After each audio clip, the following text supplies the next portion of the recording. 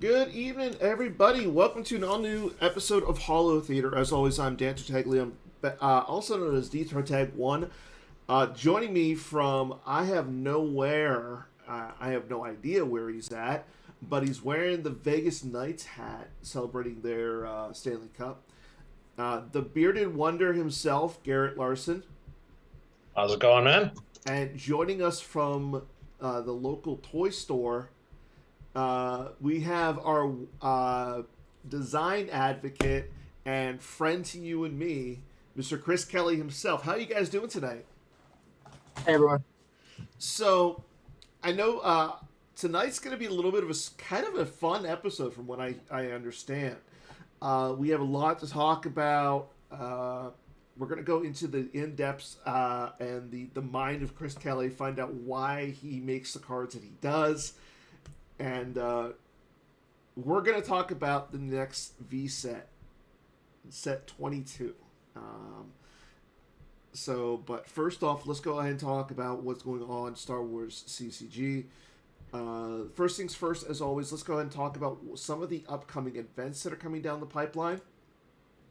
September 20, that one already just passed, so oops.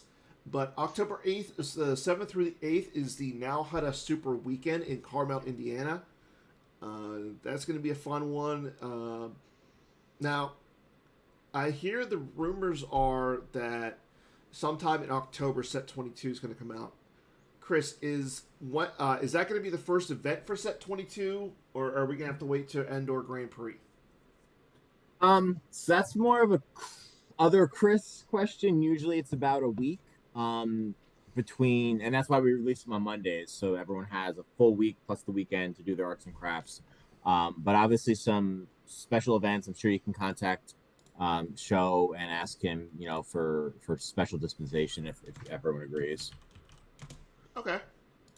But we do know that Set 22 is going to be legal for Endor, correct? It will. Yep. It's set to release October 2nd. Set to release October 2nd. Wow, that's kind of fast, if you know. I mean, believe me, I'm feeling the crunch. And then speaking of Endor, October 27th through the 29th is the Endor Grand Prix out in Seattle, Washington. We were just talking about this right before the show started.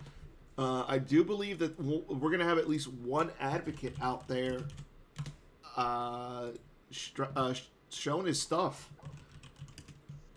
I believe that Chris... Am I the one you're talking about? I believe so, yes. I just booked my flight about an hour ago. So you will be present. I am very much trying to get out there. So we'll see about that. And then, but I know it's going to be a really fun event. So far, the list of players that have signed up for it is really nice. So we'll see what goes on with that event. And then November 4th through the 5th is the Corellia Super. Is Ohio Mega, or is Omega Worlds, as Kendall wants to say it now. That event is going to be very big. I know there's a lot of people going to be there. Garrett is going to be there. I think Chris said he might be there. But if you go into the forums, if you go onto Slack, any of the stuff that people talk about right now, oh my gosh, the number of players going to that event is insane. So Kendall has done a really nice job getting ready for it.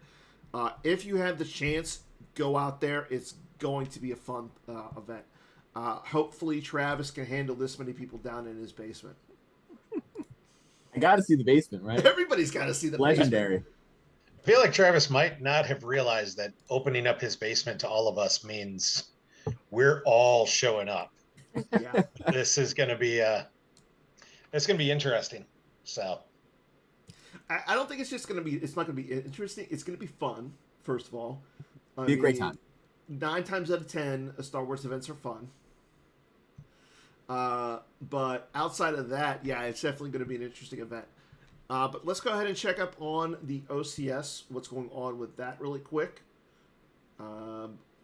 we're right in the middle of the month of September, and I want to say that September's the last month. Is that right? It is, I believe, because the October there's no OCS. It's the Mother's Day Yeah. event, so I think September is the end of it. So Timo Dussel still is up there at 11-1 with an opponent win percentage of 42%. Connor Britton sitting there 9-3. Casey sitting at 9-3, and everybody's favorite Tom, Gep Tom, is sitting there at 8-4. Looking on down the lines though, Justin Asai is 6-1. Chris Kelly also is 5-1, and Jaron Waters is 5-1 as well. And then a little bit down further, we have Stimpy at 4-1 and Ryan Jelson at 4-1, with Bastion at 4-0. So you have roughly 9 days to get in the remainder of your games. So good luck to everybody who's participating in it. Maybe Timo will hold on to that with that 11-1. I don't know, but definitely it's making for some exciting drama. Well, I wouldn't say drama, but exciting excitement with the last month. So we'll see what happens with this last month, and get out there, play your games, get yourself some nice, cool foil cards, and then in a couple of weeks we're going to have Joe Olson on to talk about the OCS as well as the Outrider Cup for this year as well, which Chris Kelly has been a part of the Outrider Cup and has won the Outrider Cup. Yeah, it was the highlight of my career. I was going to say, well, I'm a little surprised that you're not wearing the hoodie. When it gets colder, I will. Okay, bring it to Seattle. Yeah, but if you have a chance to be on the Outrider team, you do it. It was the most fun I've had playing Star Wars. I'm kind of jealous of that. Like, I would love to participate in it. I know there's no way I'm going to ever be a part of it.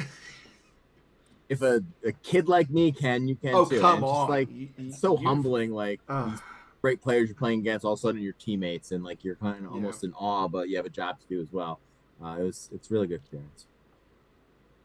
So I know what everybody is on here to. Why everybody came on tonight. It's not to hear us just talk about what's coming up. It's not to hear about the Outrider Cup. It's not to hear about what's tournament-wise. We're here to talk about some virtual cards. Garrett literally is yelling to tell me to get with the spoilers, man. That's what everybody's here for. No one's here to see my smiling face. But we have some exciting spoilers. Let's go ahead and get into it. I'm actually going to bring them up in the form of a PowerPoint presentation. So let's go. For Virtual Set 22.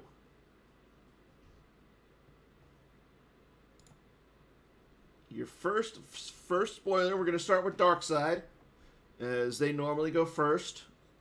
Your first spoiler is, I have no clue how to pronounce his name. Chris, please go ahead and tell us who this character is. Black. That's how I've been saying it. His name's never said in the movies, but he's one of the cooler looking Knights of Ren guys from Skywalker Rise of Skywalker. Okay, so he is going to be he looks like it's going to be a full image, which is good. The undercard is going to be Swoop Mercenary, and I will say, if anybody's paying attention and watching, you might want to pay attention to the underlying cards if you're ever on Holotheatre. Just saying. Dan, if tonight's challenge is based on a 22 card, that's next level.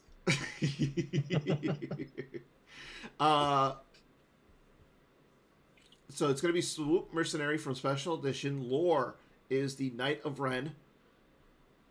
First Order character. Power 3, Ability 3, Force Attuned. Text. Adds 1 to 1 Battle Destiny. If opponent initiates battle here, retrieve one force and add its destiny number to power or power of the night buzzard he is piloting. End of turn, use one or skull. Deploy 5, forfeit 6. So, first things first, this looks kind of familiar. We've seen this before, right? It's Lando. We thought it'd be cool to introduce the Knights of Ren. That's going to be a keyword that we're going to use a little bit later on. But a lot of these cards you'll find when we designed them, we felt Darkseid was a little behind, and they really were lacking in utility characters. Lightside can throw Lando Scoundrel in its deck, and also it's got a good character. Hera, good character. Ground, space, doesn't matter. Darkseid didn't really have too many of those, so we thought this would be a good way to do that. Early on in the development, he was closer to a Lando Mirror, noting that usually Darkseid Destiny is lower, and their forfeit's lower. And then once we kind of realized the stats showed Darkseid wasn't far behind, we tweaked him down just a little bit, but kept his flavor. So I was going to say, like, with regards to the Destiny, it's Destiny. He's Destiny 3 instead of like the matching of Lando, who's a Destiny 5. Was that to just keep him a little lower, or was that like intentional? Like, what was the thought there?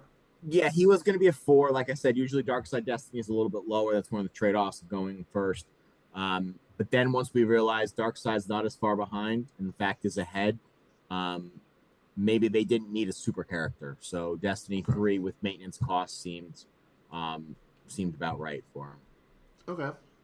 And he's forfeit 9 if you're running code clearance, which is kind of nuts. He's a first order character. He's not an Imperial. Oh yeah, you're right. That is only Imperius. I was thinking that was all ability 3 guys. Okay. Yeah, no, like that's one of the small little benefits of code clearance is they have to be Imperials. So, being that he is a first order character, you can't just throw him into every Darkseid deck. For example, I don't believe you can throw him into Court, obviously. You can't throw him into any alien-based decks. You can't throw him into... I don't believe you can play him in Hunt Down V. Correct, yep. So... Correct. I would, I'll tell you right now, he would 100% have a spot in a Court or Scum deck, because as a pilot for a independent, he won't suspend Court, and getting that free battle destiny would be big. And at forfeit 6, he keeps your other guys alive. I would be... Who would you take out for him? Because he has to go to space, otherwise your Scum suspended. Yeah, you're and using adding him one battle only in destiny. Space. Yeah, I don't know. I don't know that I'd put him in my Scum deck. I look at him and go, something like him and Maul on the Infiltrator suddenly gets real scary. Yeah, real quick. That's fair. So that would be.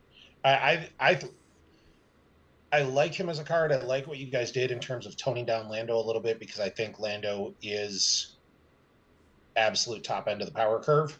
Yes. And I don't think we wanted to go quite that high. I think it's a solid card. I looked through it and I'm like, I like it. He's a good utility character that can go into almost any deck, and you're never going to be sad you have him. But he's probably never going to break anything either. Yeah. You know, he's good. That's it. Now, like for example, like the first 2 decks that scream to me putting him into, one obviously is Map. I mean, that is our first order, essentially episode 7 deck. But after that, like, bring him before me. The fact that you can draw 2 Destiny on his own. Yes, he's only ability 3, so he's very hittable with a lightsaber. But you're getting 2 Destiny. Why not? Like, definitely like that as well. And also, when he's defending a battle, he adds to his power. Yeah. I mean, but here's my question, though. How often are you going to be defending a battle with him? Lando does it a lot. Lando does do it a lot. That's a good point.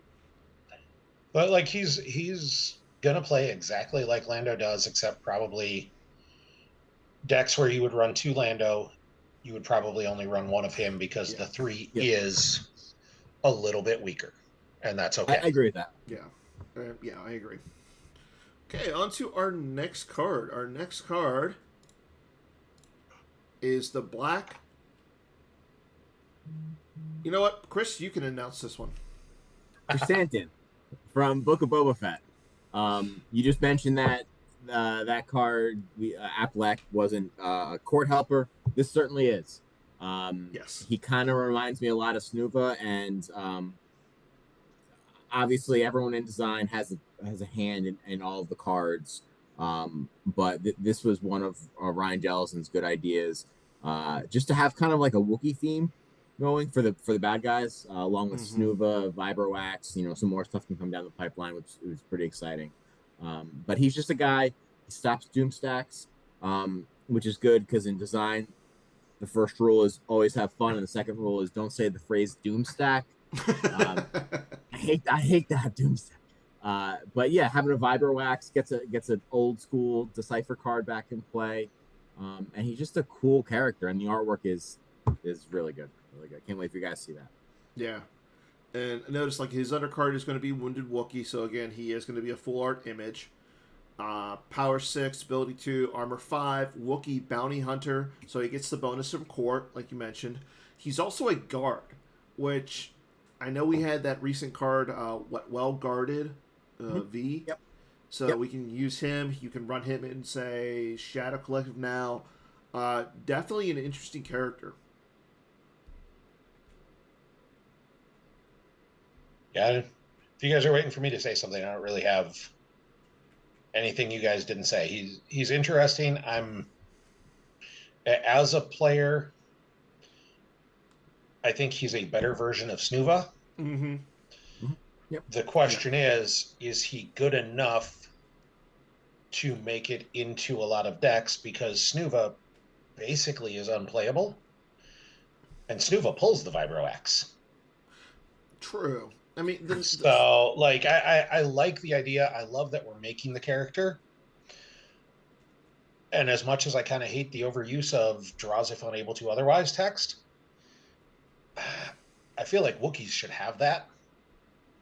And I feel like without it, it's tough to use him in anything other than a dedicated deck. Like, I think he makes a spot in court, but I don't know if he gets into much else. I mean, yeah, I do like him in court, like you said, because of his high forfeit. He's got the low deploy cost. He's power 7 when defending the battle, and he, like you said, he gets really good with Job of the Hutt. Yeah, power 14. That's nothing to sneeze at. But and Vibroax excludes somebody, doesn't it? It does. And the thing with Snuva too is it only deploys for free from deck. So if you draw it in your opening hand, you're kind of out of luck. And Snuva, I think, does make some decks because he's so cheap.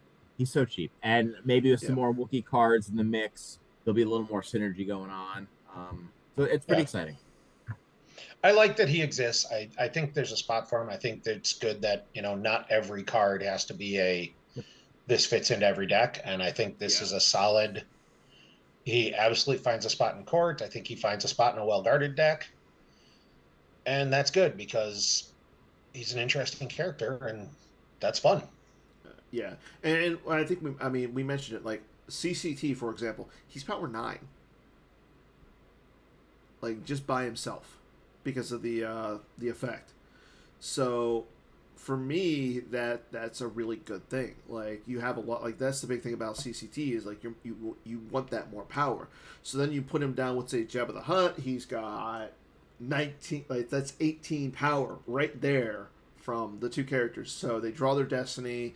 You got power 18. That's pretty good. So, I mean, we'll see. I do think that players are going to look at him and say, hey, I want to play him. So, but we'll see what happens. On to our next spoiler. This one is this one I really like. Boba Fett with blaster rifle.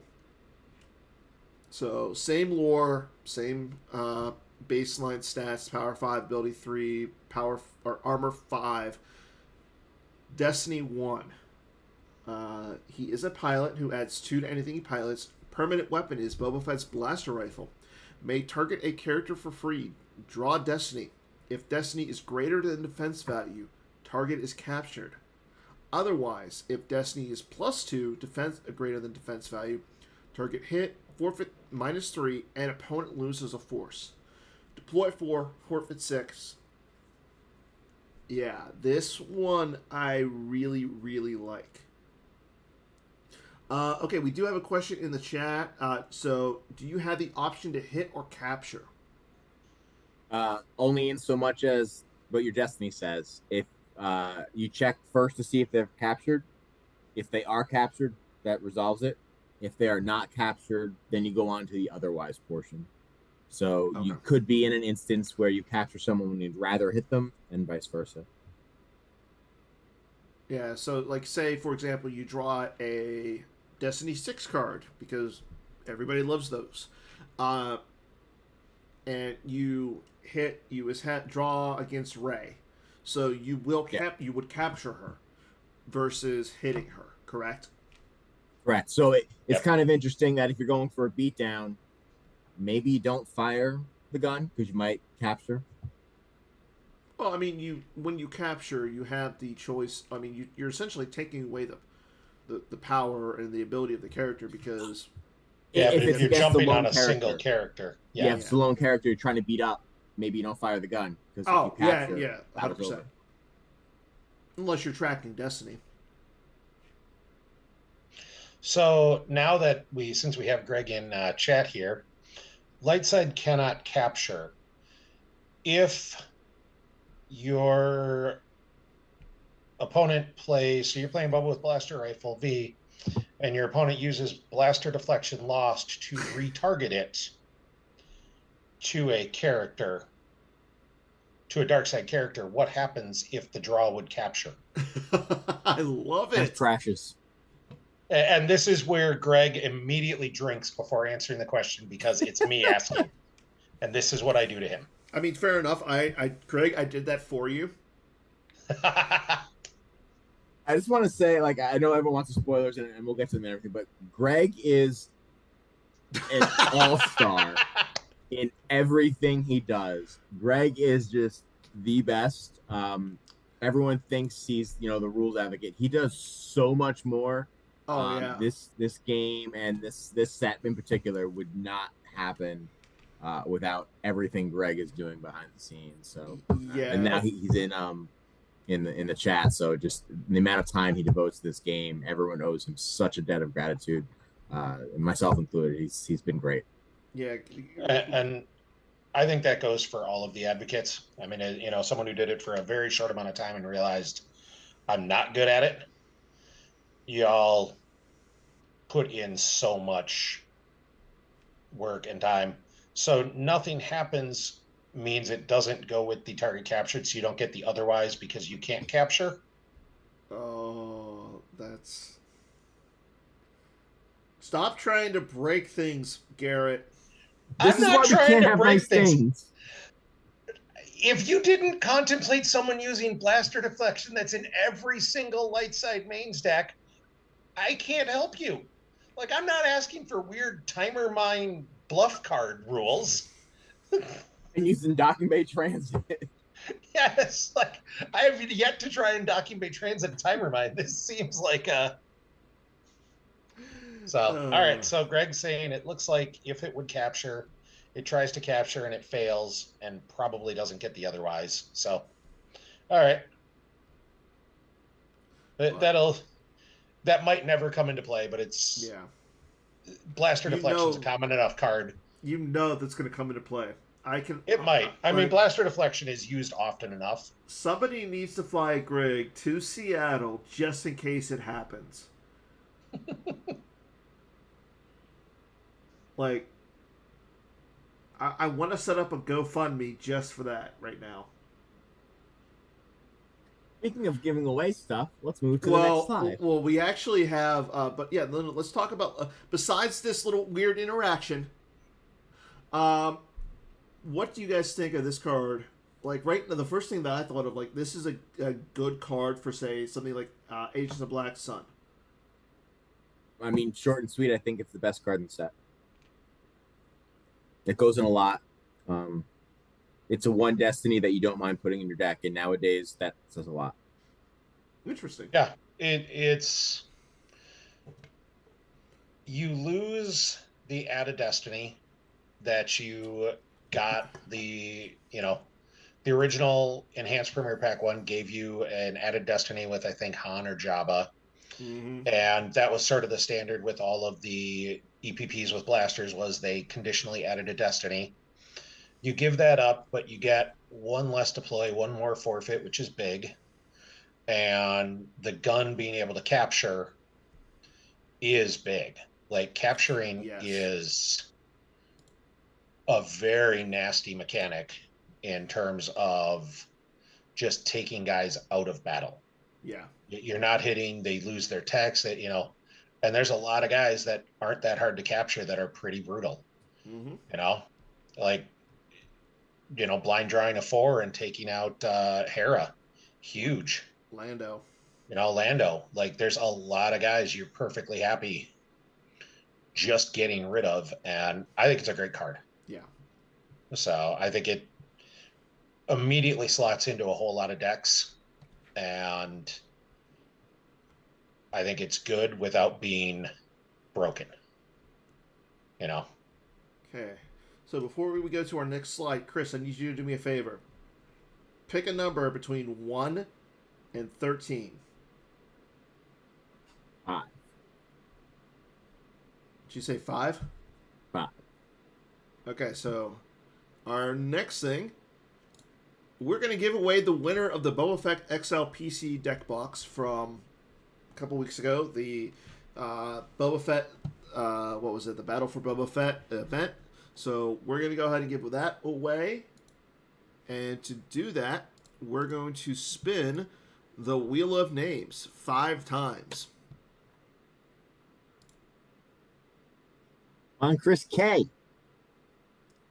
1.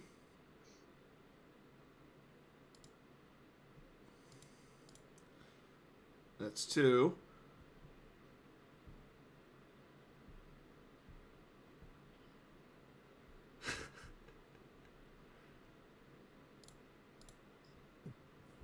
Three.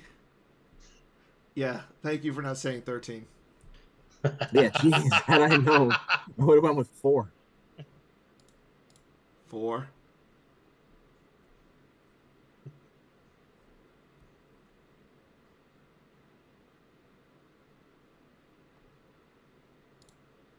Here we go. Number 5. Your PC Let's go, XL Garrett. deck box winner is Ryan Saracen. Yay!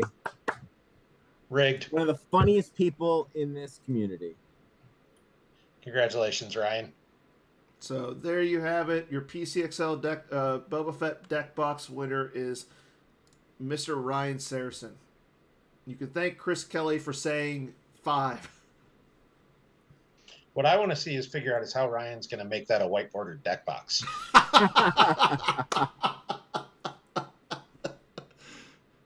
On to our next card. I believe this one has already been spoiled. We have Dan's Boren.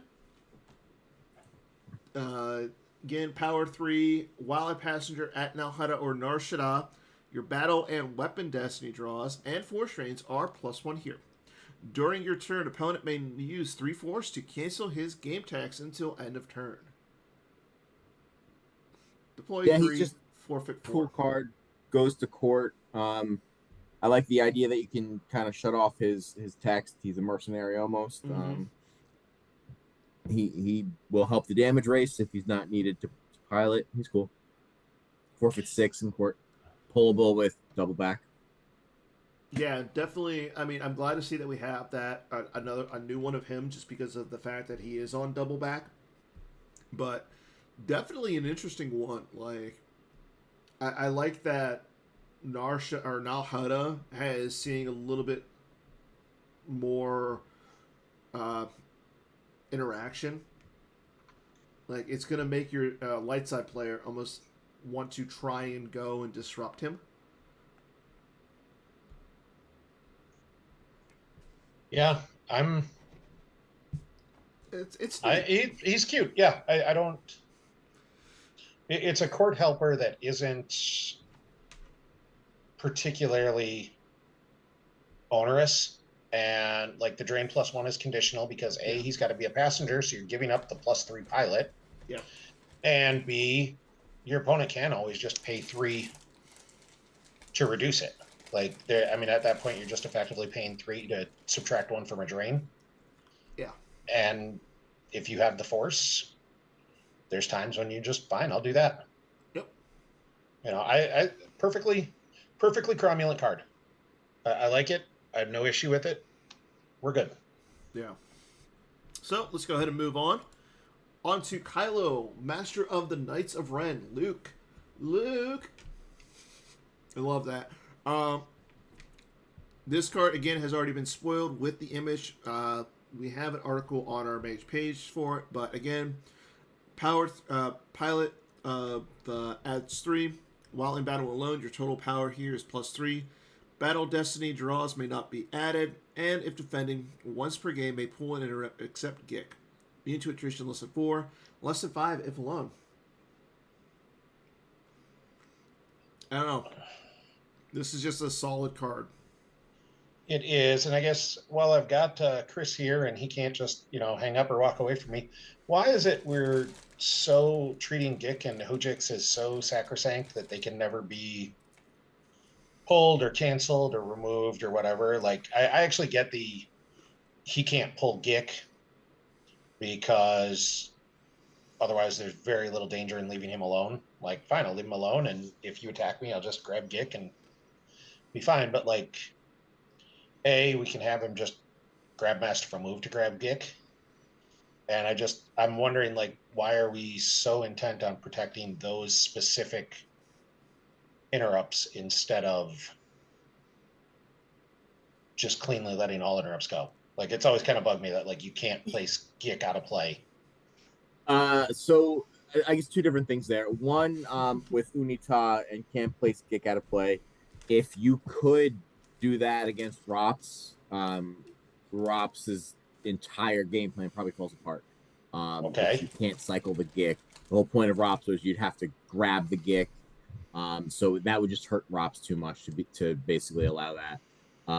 But with this, it's not protecting the Gick, it's protecting from the Gick. Yeah. Because otherwise you're absolutely right. You could just plop Kylo down and there's no harm, no foul that can come upon you. He can grab Masterful Move, but that is prone to things like Sense or Tarful even. And also, you kind of, if that's your game plan, you probably need to save 3 Force. Because if there's Draw Their Fire, you need to grab Masterful Move, spend 2 for that, and then spend a 3rd for the Gick. So at least that was fairly costed. There's a great phrase Drew came up with in design. Who, again, another volunteer. This stuff would not be possible without. So he's been incredible. You can't whack every mole, and I love that phrase. Like, can't fix everything, but at least we can kind of forbid Gick. Yeah. Yeah. No, I actually am perfectly fine with his saying Gick. I just like, you said like, okay, Rops dies if you interrupt its battle plan. Like, decks should have a potential weakness. Like, killing Gick, never-ending Gicks was what broke Rops. Like, it wasn't anything else. It was the never-ending. No, Tom broke Rops. Tom broke Rops in part because of the never-ending Gick. Like, you couldn't beat him down, and he could just go in and be like, all right, fine, I'll battle, I'll kill you guys, I'll swap for a Gick and Gick out of my own battle and call it a day. Yeah, well, we balance that out by blanking the entire objective. Yeah, exactly. So, like, I know. You guys do a ton of work in design. That's been one of those things that just kind of bothers me, is like we feel like we're treating Gik and Hujik does these sacrosanct, you can't stop them from being retrieved or ever stop them from going out of play. And it's like, you should, games need to end. Battles are away, game ends. If I want to, devote a lot of things to putting your Gik or Hujiks out of play after I've already made you lose it once, like I should be able to. Yeah. So that's just, that's my thought process on it. So, well, let's get into our next card. Because this one is Palpatine Galactic Emperor. Again, this one has already been spoiled, so we're not going to talk too much about it. The undercard, again, is going to be Prepared Defenses. It is a Destiny 6 card. Power 4, ability 7. Never deploys or moves, even if carried to a site opponent occupies. Once per turn, may pull the Emperor's back. Opponent may not limit your force generation at your mobile sites. Immune to attrition. And I think we've talked a lot about this one in particular, as well as the Luke Skywalker alternative. But I for one am so glad to see that this card and the Luke Skywalker one have been made. Yeah, I have no questions on this. These cards needed to exist. The game no longer needs to be at a point where not having access to cards is a valid excuse. And there's, as much as somebody who's been around for a long, long time, have said, look, you can borrow cards. If you ask me to borrow cards, I will loan you cards. Like, yep. I don't need to, know more than, hey, you're coming to the event and you're going to need to play cards. But not everyone's willing to do that. Not everyone's willing to ask those questions. Not everyone wants to, and I never want to play someone in like, well, I probably didn't. I only win this game because they don't have access to the cards. Yeah. And honestly, I want my opponents to play their best. And this one is a pretty good card. I mean, I want to see if we're going to get another Emperor's back, because again, just the possibilities there just is interesting. Outside of that, having your opponent not limit your generation at mobile sites is kind of good. Like, watch your step is a thing. And maybe we'll see more watch your step cards in the future. I don't know about that. Moving on. We have the Tonica Sisters. Chris, you want to talk about this? Just kind of completing a loop or even adding to the theme of the Cantina. Obviously, twos abound with them. They're playable with the Cantina. Kind of cool that they also work with Shadow Collective because they're assassins. Being able to draw 2 cards from reserve deck is huge. You can kind of time it where you draw the 2, they force drain you lose 2 from hand, you draw another 2. So it's kind of cool. Obviously immune to Kifix because drawing 4 cards and 4 times during battle, quadrupling destinies would be insane. Yeah. But just cool, premiere callback goes to the Cantina, and I really like the Jury Juice theme. So just fun stuff. Yeah, I agree. I like the Jury Juice theme. I wish it was in something maybe outside of a certain dark side deck that has been in the meta. But I'm moving on. I love that they're an assassin. Forfeit 2. I know. I love that they're double warrior icons. So in theory, in that Shadow Collective deck, you could drop 2 guns on them. Yeah. That's awesome. But only forfeit 1 of them to be used. Yes, that's fine. Then you have the other one to fire again. Yep. That's, I like this card a lot. I think it's it's fun. It's cute. Good. It's fun. Yeah. It makes a card like that. Thank you. The NRA sisters. The NRA sisters. Nice. That's great. No, I like it. I'm glad to see that we have it. I'm a little interested because the fact that, they're spies. And this is another white border card for Ryan Saracen. Yeah, I think they're a fun card. I like, it adds a spy into Shadow Collective or Yeah. another usable spy, which is good. I think it's Yes. a good card. I don't have no problems with it. I like it. I'm glad it exists. Moving on, we have the Hollow Laboratories, which is going to be probe telemetry, Destiny 5 effect. Pull out a table. If your IG-88 or Magna Guard was just lost, you may place it here. Once per turn, may deploy a droid from here to the same site as the city's prisoner, as if from hand. While 2 Magna Guards on the visible hand, Menace Fade is suspended. That line right there makes me happy. Because Menace Fades has been an issue for ASM for a while. Get your Magna Guards out, and it won't be. Yeah, exactly. Interesting to see that you can only deploy them to the same site as the Insidious prisoner.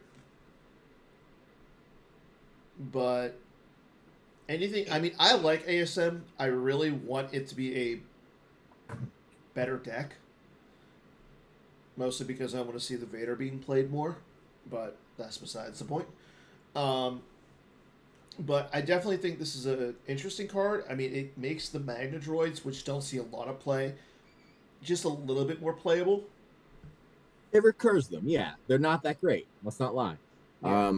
But it recurs them, and it helps counter one of the big drawbacks to ASM. Yeah. I like it a lot. Yeah. It's similar to Droid Racks and other things, but it's, I think, appropriately costed with the, instead of paying to add him to hand and then pay to deploy him, you can straight deploy him, but only to the same site as the Insidious prisoner. Mm-hmm.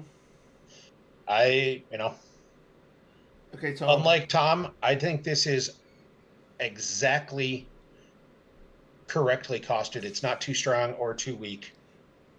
And I expect to see Tom playing ASM. I was going to say, Tom, from here out. Your mission now is to break ASM. Tom's funny in the game in the chat. Yes, he is. Tom is always funny. I'm so happy Tom exists and is around. Me too. The only problem I have with Tom is he's on KTOD now. I like most of the KTOD guys. I'm not saying I'm not saying I have any issues with him. I'm just saying I want to see Tom as an independent, making his own stuff, working his own ways. You know. Well, when he feels German, he is, because Timo's not on KTOD. So they really only have half of Tom. Moving on, Vader's Ambition, which is a virtual card of end this destructive conflict. First of all, I have to ask, is this going to be a C-slip? Yeah, but it's a win. Yay! You cut it out, you put it in one card. It's starting effect. You need it one time. Deploy a table. If Vader's Malediction on table. Once per turn, may deploy a Mustafar location or a lightsaber. At the start of opponent's control phase, Vader may relocate as a regular move between the Chasm Walkway and opponent's battleground site. Yeah, this is a card. So, first of all, you can only play it if Vader's Malediction on the table. And that's only playable if Vader is your apprentice with Revenge of the Sith. Yeah. So you're locked into not just a deck type, but also an effect that you already start. Yeah. My biggest, I don't want to say gripe, but question is, do we need it to pull a lightsaber when we have I Am Your Father? Yeah, we do. You want to expand on that? Yeah, I didn't want to say anything. I was waiting for you to expand. There's other people in the deck that can wield lightsabers, and there's a very cool lightsaber, Ventress's saber. That can go on a bunch of people. I think Dooku is by far the best ROTS option because you can play Evil is Everywhere. And get your sabers out on everyone. I mean, Vader, you can't really unless you use the Dan Vader and start Evil is Everywhere to get his Episode 1 lightsaber. But if you're using a more conventional Vader, there's no other way to get your Yeah. support dudes to be good. Otherwise, it's just Vader and then who else? So being able to pull their lightsabers is pretty good, and it's kind of nice how you don't want to pull their lightsabers early because you want to get your activation out early. So it's kind of tempered in that way. That's fair. Now, the next question is: would you play I Am Your Father with this card? I would, because when you get Vader down, you want his lightsaber, and you don't want to have to choose: do I get Vader's lightsaber or do I get a location? I That's personally fair. would. I was gonna say because like the biggest reason I'm asking is just because we have the cool AI of I Am Your Father, and any chance I want to play that card over the regular image, just because. This card also is kind of almost like a whoops card. When we released Malediction, we realized no one's ever going to start the Chasm Walkway because it's just not a good site to start. So we were thinking about errating that, and then we just realized just fix it. Yeah. So it's kind of like a whoops card. Sorry, but hopefully it's strong enough now to justify its additional inclusion with the location pulls. Okay, moving on. We have a fine addition to my collection, which is going to be Weaponlevitation V. It is a straight up lost interrupt. If Grievous just swung a lightsaber, add 1 battle destiny. Or cancel an attempt to target Grievous with a lightsaber. Or deploy any lightsaber from your lost pile on Grievous. He may use it until he is no longer carrying it. That does a lot as a lost interrupt. Yeah, a lot of Destiny adders are lost interrupts at 5s. Yeah. It requires a specific character doing a specific thing. Obviously, the deflection will stop the Destiny ad. Um, it's Asm Helper. Destiny 5, Asm doesn't have great Destiny, so it's Yeah. a helpful boost. And, I mean, the biggest problem with Grievous is he's really bad against lightsabers. Yeah. Like, and now this helps him. It also gets him other lightsabers, which is good. Um, I'll be honest, I wouldn't have hated this as a used or lost because, frankly, Yeah. the first 2 parts of it really are more equivalent to what are currently used interrupts. It's a yeah. blaster deflection and a slight weapons malfunction, or the one if a bounty hunter just fired a weapon. The title escapes me. That are both used Destiny. Destiny. Yeah, like Yeah. I love the deploy a lightsaber from Lost. Absolutely should be a Lost interrupt. The other 2, I actually think this is a shade weak. I think the other 2 it could be a used and not hurt anything. I'll take the hit on that. So design smart and great, and I kind of insisted that it be lost entirely. The reason being, blaster deflection isn't comboed with slight weapons malfunction. If it was, imagine how good that card would be. Yeah. But additionally, Grievous can't use blaster deflection or force field, and it was set up that way because that is a Jedi power for someone like Vader to use as a used interrupt. So if Grievous is doing it, it should require a little something extra in my mind. So that's the reason why it's lost for that. Well, I mean, And I would just say that the fact that it only targets Grievous Mhm. makes it situational enough yeah. that Lost is a unnecessarily onerous hindrance on it. Knowing But that I think it's a will be solid an card ASM. for an ASM. Yeah. It's an ASM card, so Grievous Yeah. is your guy. And I the way the card's worded for the lightsaber is it lets you get back a saber that he stole. So if he stole Mace's saber, you can kind of not re-steal it because it's already yours, but redeploy it. Well, I mean, Yeah. you can also get any of the sabers that you can get the Dooku saber, the Ventress saber. Yep. Now I will say, like, the only thing to like say about this one again, yeah, you can get Maul's double bladed lightsaber, which is kind of fun. Grievous was kind of an amazing beast in the Clone Wars cartoon. Like, he was able to block blaster bolts from clones. So why can't he use the equivalent of a blaster deflection? Well, he has a Destiny 5 interrupt that lets him exude extra energy as a lost interrupt to do it. It just felt like Force Field and Blaster Deflection are iconic cards that certain characters can use, and all of a sudden giving that to Grievous, who's already immune to a little bit extra attrition in Asm, it just felt to me like it was proper to make it flat lost. Yeah, Destiny 5. I get it. I'm not fighting that hard. I think it'll be an ASM card, and it's great for that. Your Yeah. opinion overwhelmingly is in the majority of the smarter people than me, to be fair. So I could totally be wrong on that. And I admit that. Yeah, like I said, it's so situational. I think making it used isn't damaging. Like if it was a cancel attempt to target anyone with a lightsaber, then it's a lost.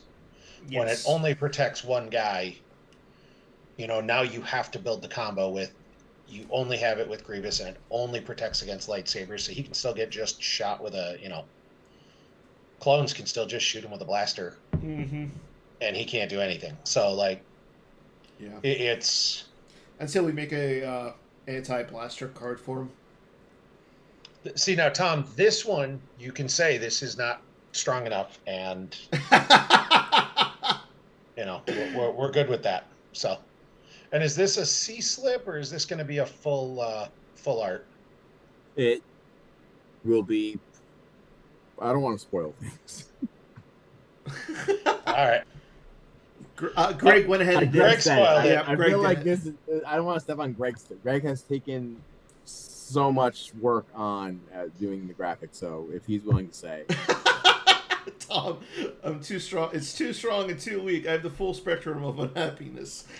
I'm so glad we could do that for you, Tom. Moving on, though, this one I really, really like. Force Push and Pod Racer Collision, which is going to be a virtual card of Pod Racer Collision. Used or lost interrupt. Used. If you just verified an opponent's reserve deck, search that reserve deck, place one interrupt, except Hujix, found there out of play. Once per game, exchange 2 cards from your hand with any 1 card in the force pile. Reshuffle. Immune to too close for comfort. I love this. It is. I love everything but 2 words. Huh? I love everything but 2 words. Immune. Except Tujix. Ooh, Chris, going with the hard one. Yeah, I just don't like those being like a sacred some cow. sort of I get it. Yep. sacred cow we can't hit. Like if I want to give up force push and give up the ability to force push out of a battle, which is huge. Like I use force push as often to save myself or set up a beatdown as I do to search a card. That giving that up to not be able to do that and not being able to get Hujix, those should not be sacred cow cards. Like allow beatdown decks to occasionally function and win. I'm going to say this. To be fair, those are the decks that I play. So it's not like I'm against them. I was just about to say something similar, Chris, so thank you. I do play those decks. Yeah. No, yeah. But I will say this. Like, the card, first of all, I love it. I love that we're actually, again, giving players an alternative to extremely high-priced cards. But that used function is just so good. I really want Lightside to have the same something similar. It's cool because a lot of times, for whatever reason, Force Push will be on top of my lost pile when I retrieve with First Strike or something like that. And I'm like, that's a dead card. Yeah. Well, now it kind of isn't anymore.